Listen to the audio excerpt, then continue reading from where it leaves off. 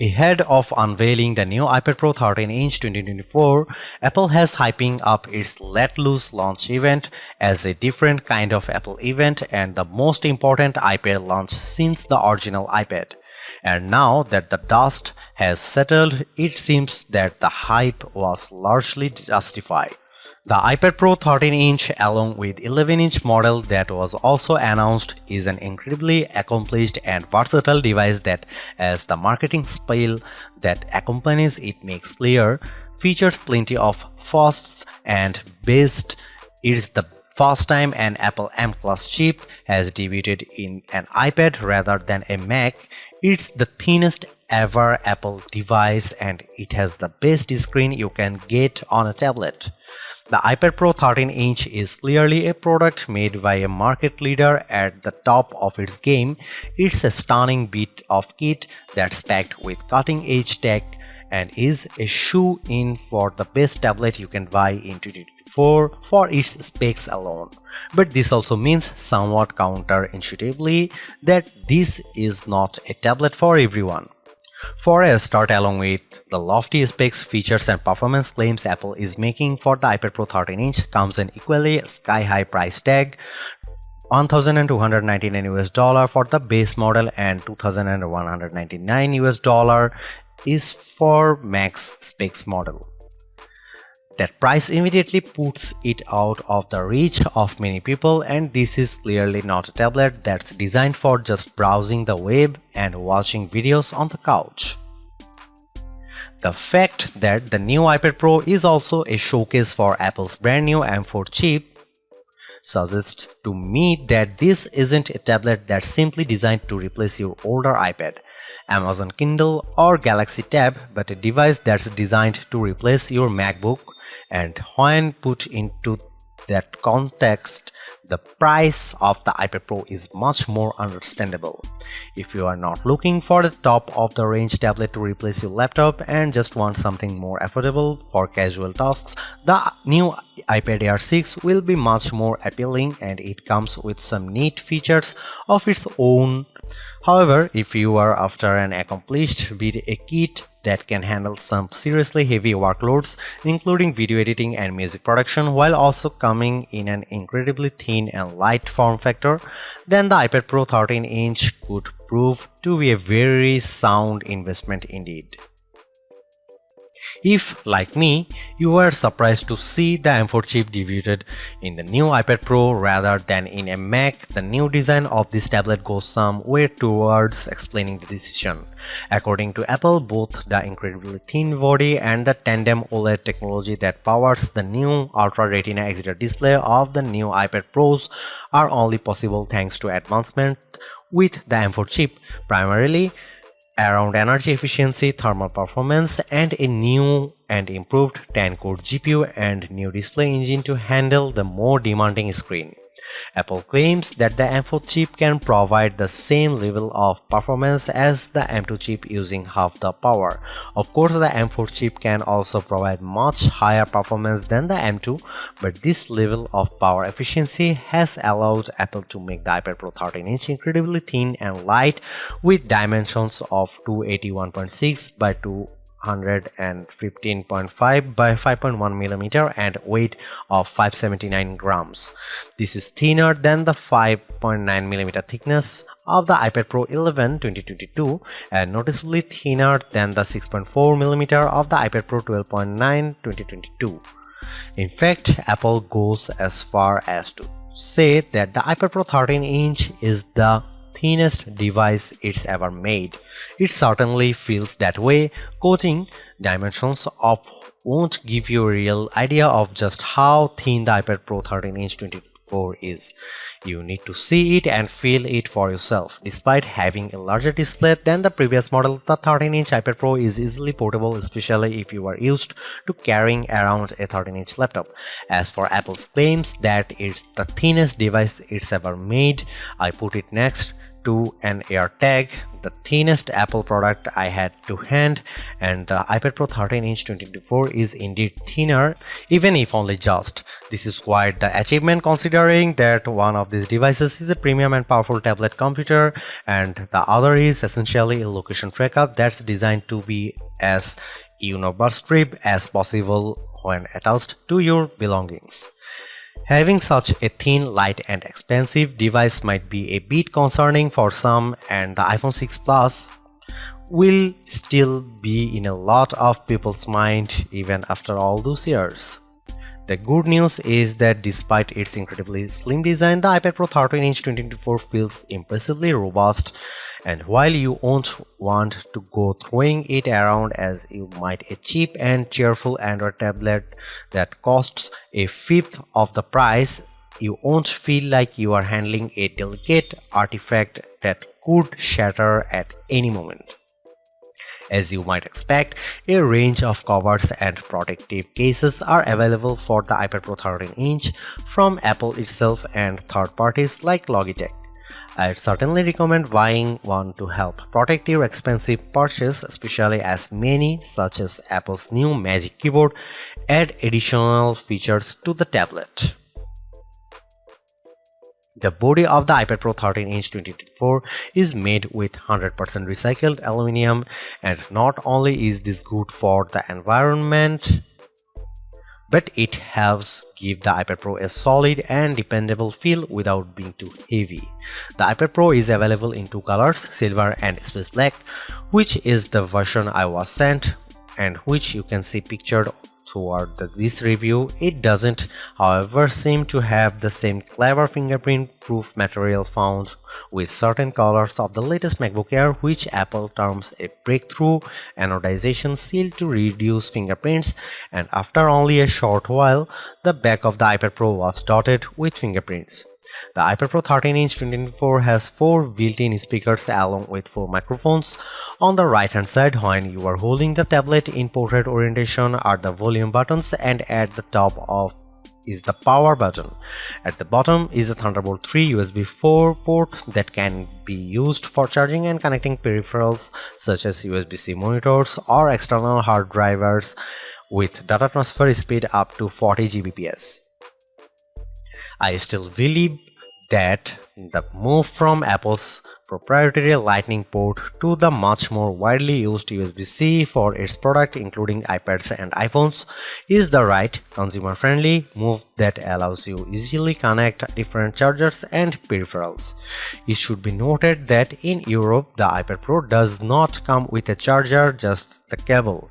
That reduces packaging and also e-waste, as there is good chance that people will already have a USB-C charger lying around.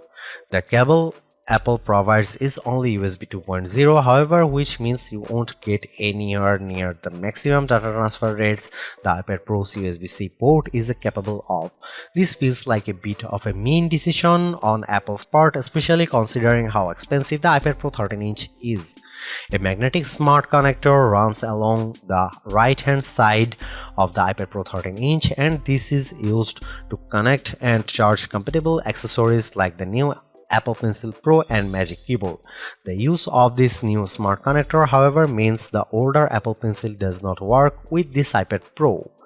When it comes to the cameras, there is both good and bad news. The good news is that 12-megapixel ultra-wide front camera has been moved to the right hand side, which means that when you use the iPad Pro in landscape orientation, the camera is at the top of the screen. This makes video calls much more comfortable and intuitive, and logging in via Face ID also feels easier. This is a design upgrade that many iPad Pro owners had been asking for, and it is very welcome. What is less good news, however, is that on the rear cameras, 12-megapixel f1.8 rear camera that can film up to 4K at 60 fps with a LiDAR sensor to assist with autofocus and an adaptive True Tone Flash, which Apple claims improves document scanning by using AI to detect when you are taking shots of a paper document and removing shadows from images by taking multiple shots. Meanwhile, the LiDAR camera is also used for 3D and spatial awareness, allowing the iPad Pro to scan rooms and identify objects, and allows for augmented reality apps to cleverly overlay virtual objects in the real world when you are looking at the iPad Pro's screen.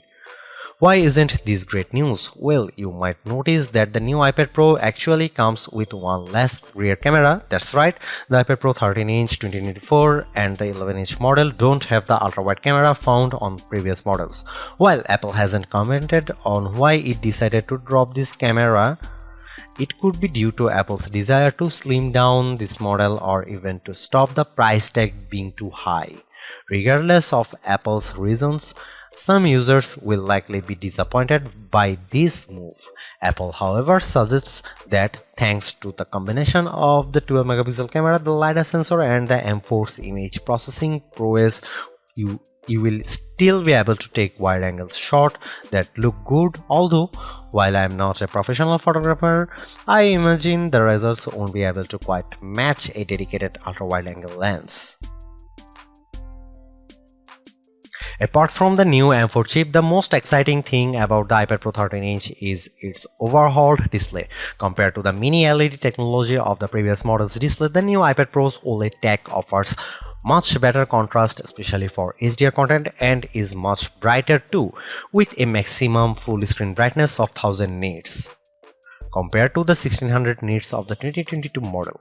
I compared the new iPad Pro 13-inch 2024 and the 2021 model, which features the same display as the 2022 one side by side, and several differences were immediately apparent. Watching the same Dolby Vision 4K footage, the new iPad Pro 13-inch offered more detail in very dark scene, with textures visible that are obscured by shadows on the 2021 model. There was also no visible bloom with the iPad Pro 13-inch 2024, which is where some light leaks from bright objects into adjacent dark areas. Comparing the iPad Pro's screen side by side, other more subtle differences were noticeable. For a start, the color temperature of the new iPad Pro's screen is warmer than the 2021 models, which means whites had a slight yellow tint compared to the blue tint of the 2021's screen. This was with both iPad Pros set to their default display settings and with True Tone turned off. True Tone is an Apple-specific feature that adjusts the color of the screen depending on the ambient light you are using the iPad in. By default, this is turned on, and for casual use, I recommended you keep it on for the best image quality. Although, if you are working on a project that requires color accuracy such as photo editing, then you will want to turn this off. As usual, the iPad Pro 13-inch 2024's screen offers support for the wide P3 color gamut. The color temperature difference won't be immediately noticeable unless you turn off True Tone and have two iPads next to each other, and even then which display looks better will be a matter of taste. I actually slightly prefer the cooler color temperature of the older model. Watching movies both through the Apple TV Plus and Disney Plus, as well as viewing photos and playing games, was an absolute joy on the iPad Pro 13-inch 2024, with colors looking bright, lifelike, and vibrant. As far as tablets go, you won't get a better viewing experience. The screen also comes with ProMotion technology that enables adaptive refresh rates between 10Hz and 120Hz, depending on what you are doing. This means that scrolling websites and social media feeds feels smooth and responsive, and games feel great as well. The display of the iPad Pro 13-inch 2024, which Apple calls Ultra Retina XDR, is capable of lower refresh rates than its predecessor, which won't make too much of a difference viewing wise but could help to prolong battery life when a fast refresh rate isn't needed. The 13-inch iPad Pro has a slightly larger screen compared to the display of the previous 12.9-inch model, but it also has a higher resolution which evens out the pixel density, so it's pretty even between generations at 264 ppi for the new Pro compared to the older model's 265 ppi. The more pixels per inch a display has, the sharper and more detailed the image quality. The iPad Pro 13-inch 2024 uses some rather unique technology dubbed Tandem OLED. This is essentially two OLED displays layered one on top of the other with their combined brightness resulting in dazzling images. Some OLED displays can struggle with peak brightness, and this tandem technology is an attempt to rectify that. It certainly seems to have worked, as I had no trouble with viewing the iPad Pro 13-inch 2024 screen in all manner of lighting environment, even outside in bright sunlight. By effectively halving the burden on each panel to display bright pixels, such OLED screens should avoid instances of burn-in, where static images can sometimes remain visible after they have been displayed, an issue that OLEDs can be susceptible to. During my time reviewing the iPad Pro 13-inch 2024, I didn't see any evidence of burn-in, although this isn't necessarily surprising, as it often only starts to appear after many hundreds of hours of use. Regardless, I never worried about it either. One thing to note is that due to the 3:2 aspect ratio of the 13-inch iPad Pro, when you are watching widescreen videos in ratios of 16:9 or especially 2.39:1 cinema ratio, you will see two prominent black bars above and below the picture, unlike previous models which had quite different tech depending on the screen size you choose. With the latest 13-inch iPad Pro and 11-inch iPad Pro, there is no quality penalty if you go for the smaller version. Both use the same technology, and as mentioned, they have different resolutions that equate to the same pixel density. This is a welcome change, as it means that if you had rather have a smaller iPad Pro, you are not going to miss out on the visual goodies. You can also configure the 1TB and 2TB models to come with nano texture display glass. This premium finish helps to reduce glare and reflections and could be of interest to professionals who will be using the iPad Pro for a long periods of time in locations such as studios which have a lot of bright lights. You can't get this screen tech with the smaller capacity models, and you have to pay extra $100 for the privilege.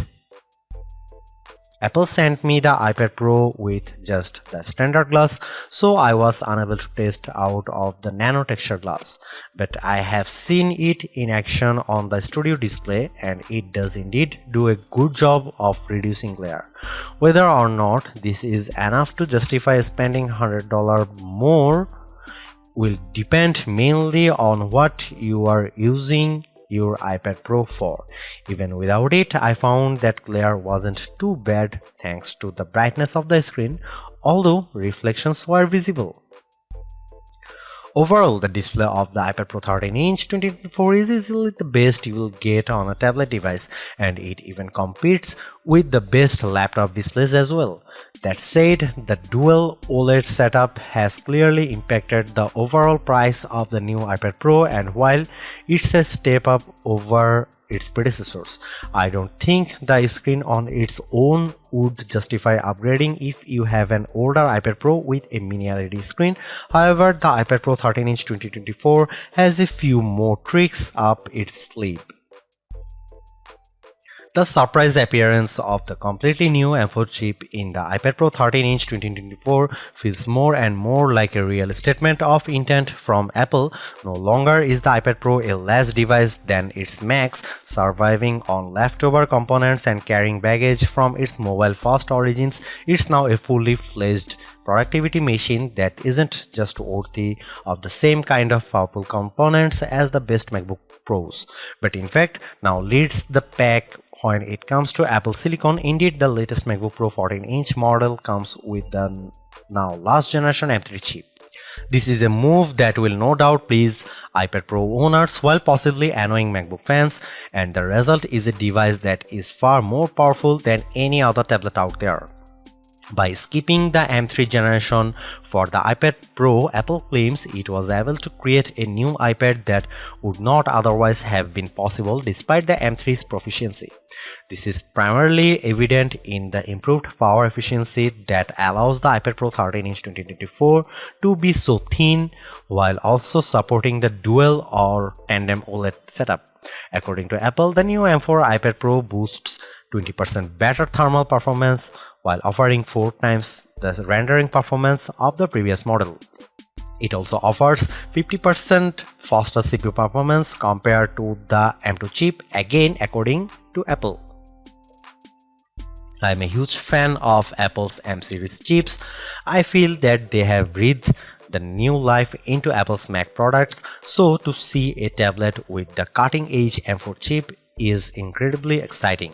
Of course, for many people it's absolutely overkill, but for the first time I really feel like the iPad Pro could be a replacement for my MacBooks, especially when paired with the new Magic Keyboard cover that essentially turns it into a laptop.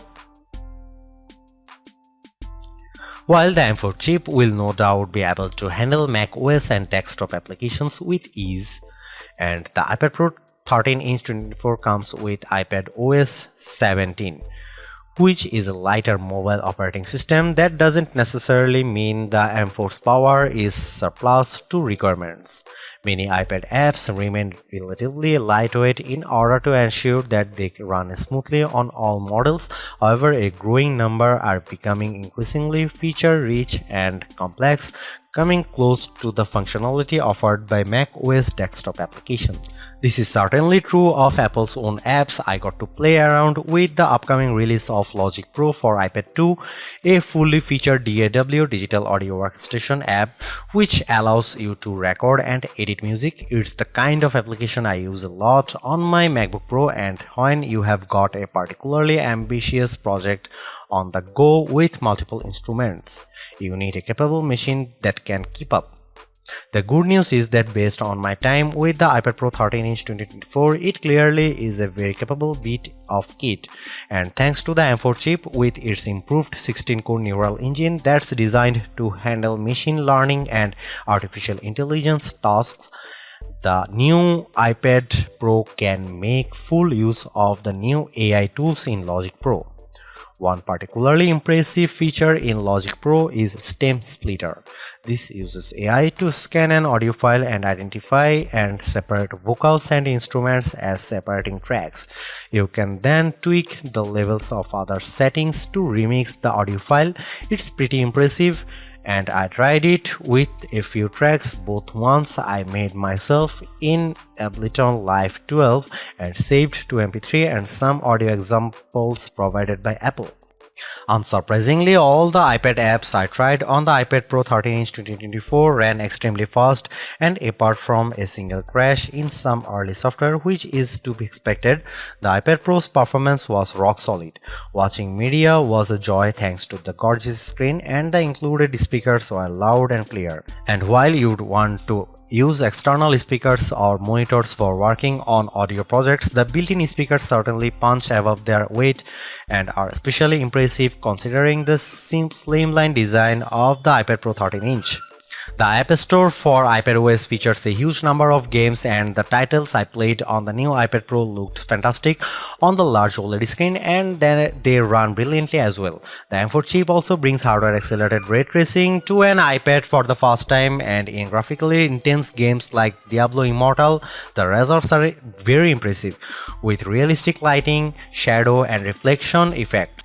Having said all of the above, unless you are looking for a tablet device that's powerful enough to replace your laptop or PC, the performance on offer here is, as I have mentioned, probably overkill.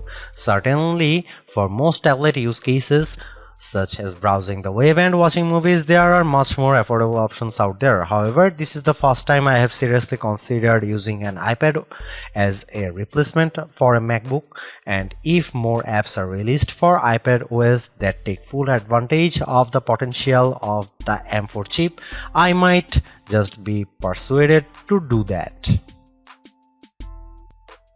The iPad Pro 13-inch 2024 is the best tablet Apple has ever made, and the company has clearly thrown everything at it. You get an amazing OLED screen, a powerful M4 chip, and a ridiculously thin and light design, and if money is no object, this is an incredible bit of kit. However, for the vast majority of us, money is an object, and a very important one, and it's hard to justify the huge price tag unless you are going to be using this as a laptop or desktop replacement for serious creative workloads. If you just want a tablet for relaxing on the couch and scrolling the web, this isn't for you. Check out the new iPad Air 2024 instead.